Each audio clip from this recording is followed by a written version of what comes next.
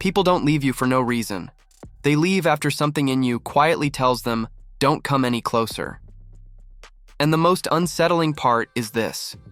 You almost never notice when it happens. There is no argument, no confrontation, no dramatic goodbye.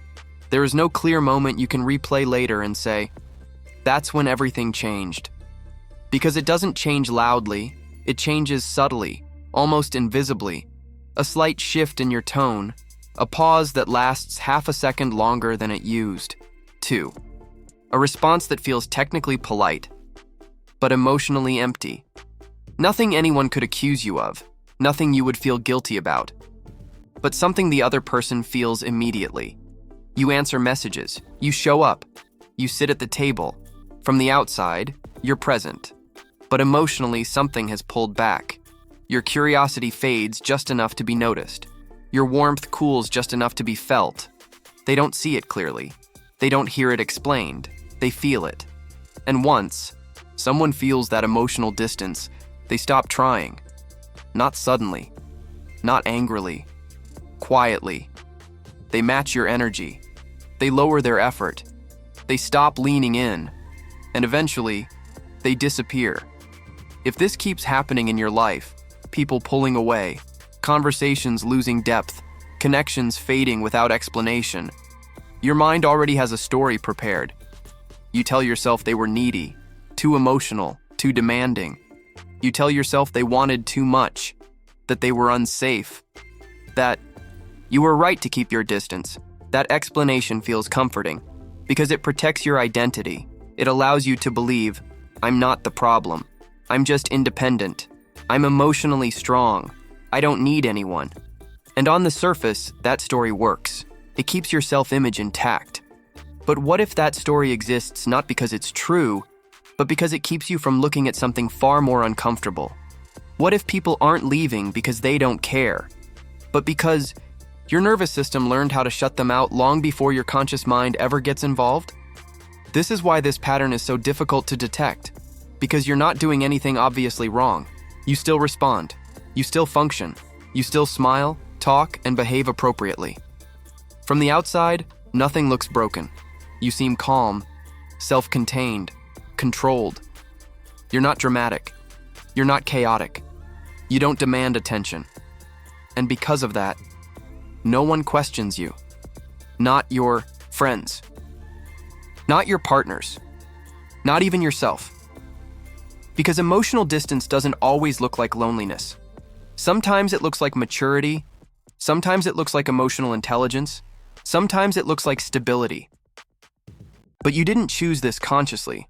You didn't wake up one day and decide to care less, feel less, or stay guarded. Your nervous system made that decision for you. Quietly, automatically. It learned through experience, through disappointment, through moments where being open backfired. Through times when closeness came with pressure, confusion, or pain.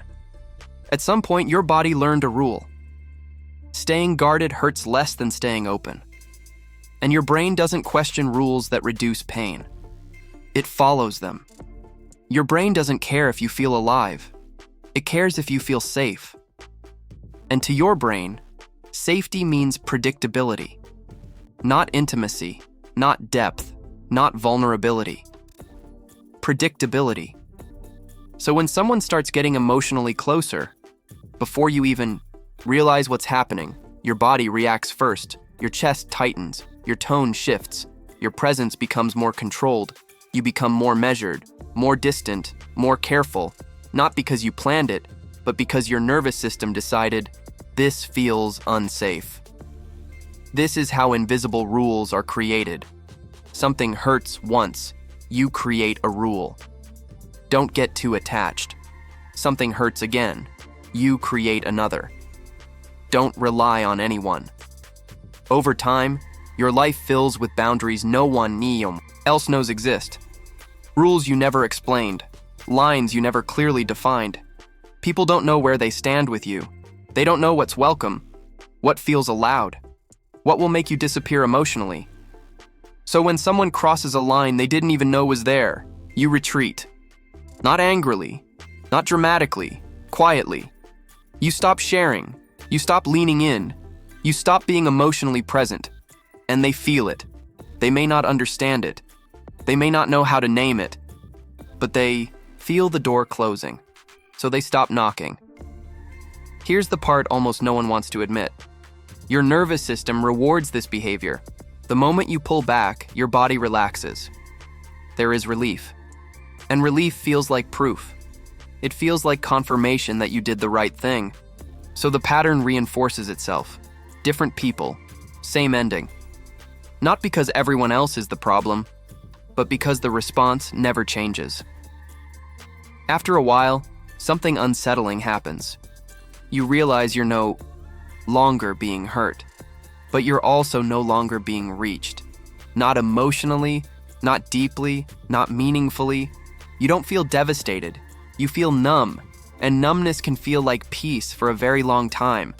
That's why this pattern is so dangerous, because it works until it doesn't. Safety is not the same as peace. Control is not the same as freedom. Walls don't just keep pain out. They keep connection out. They keep intimacy out. They keep life out. If every relationship must feel easy, if every conversation must stay comfortable, if every connection must avoid friction, then what you've built isn't healing. It's emotional shutdown disguised as stability. Here's a truth most people avoid their entire lives. You cannot be deeply connected and fully controlled at the same time. Connection requires risk. Presence requires courage. Love requires the possibility of loss. There is no version of intimacy where you are completely protected. And that fact alone terrifies the nervous system that learned to survive through control. The part of you that shuts down emotionally was never trying to ruin your life. It was trying to protect you. It learned this pattern at a moment when staying open hurt more than leaving. But that moment is not every moment. And strategies that once kept you safe may now be keeping you alone. So maybe the real question isn't, what boundaries do I need to set? Maybe the real question is harder. What am I so afraid of feeling that I keep everyone at eye, distance, rejection, abandonment, judgment, being misunderstood, being seen clearly, and still not chosen? That fear didn't appear randomly, but it doesn't have to control your life forever. People don't leave you for no reason. Sometimes they leave because they were never fully allowed in, and until that pattern is recognized, not blamed, not judged, it will keep repeating. Different faces, same ending. In the next video, we're going to talk about the exact moment emotional shutdown happens. Not the event, the moment. The second your body decides closeness is danger, and why reopening yourself feels threatening even when what you want most is connection. That's where real change begins. Stay close.